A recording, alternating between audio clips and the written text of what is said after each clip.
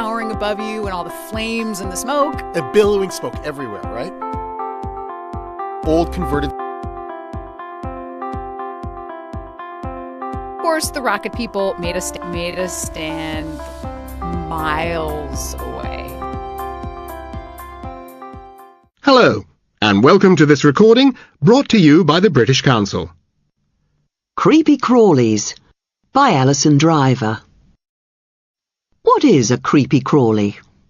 Well, it isn't easy to give a straight definition, so I'll tell you a couple of stories to try to explain. A few years ago, I was on holiday in Holland. I was on a bicycle trip, and at the very first sign of a hill, I got off my bike for a rest. I sat down by the side of the road on the grass. A few seconds later, I was covered in ants. They were swarming all over me, so I quickly got up and brushed them off. I had obviously sat near an anthill, and they were protecting their territory from an invader. It was a strange experience, but I soon forgot about it, got back on my bike, and tackled the hill. A couple of years later, I was living in Jordan.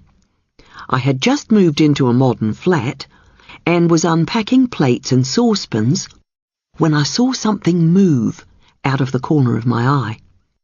I looked over at the kitchen drawer where I had put the knives and forks, and there was a cockroach crawling out of it.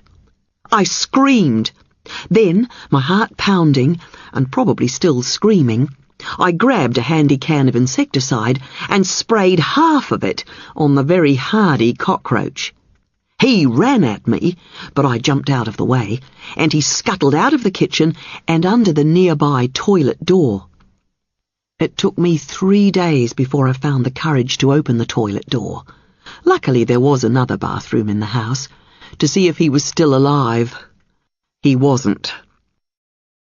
Why did I react so violently to one lone insect, when a closer encounter with hundreds of ants hardly affected me? The answer is easy, because cockroaches are creepy crawlies, and ants aren't. Creepy crawlies are those little bugs which provoke feelings such as apprehension, anxiety, or aversion. They make your skin crawl. Flies aren't creepy crawlies, but spiders are. Ladybirds are rather sweet, but centipedes are scary. Guess which is a creepy crawly? Did you know that some people can feel such a fear of bugs that it can even become a phobia? I recognise that my reaction was exaggerated. I knew the cockroach wasn't going to harm me, even though he did seem to be running straight for me, even as I sprayed, but I couldn't help myself. Why did I react the way I did to a relatively innocuous creature? Psychologists have offered many explanations.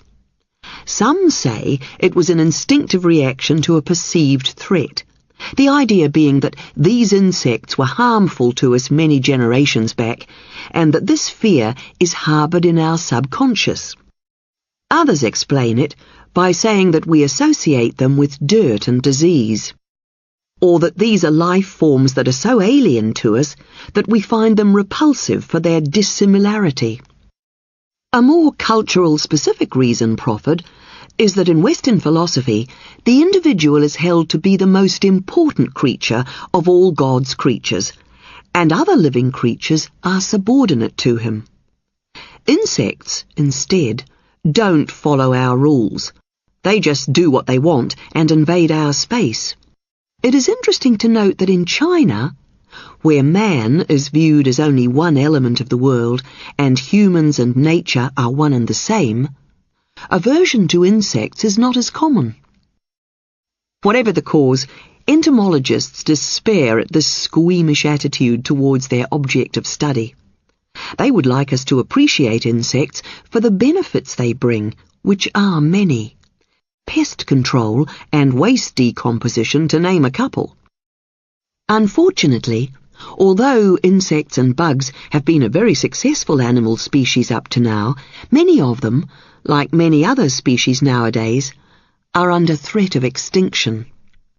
Entomologists warn that this could upset entire ecosystems, and lead to all kinds of disastrous consequences.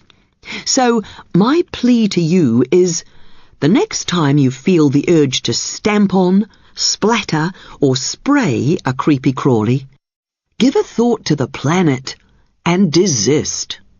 We hope you've enjoyed this recording.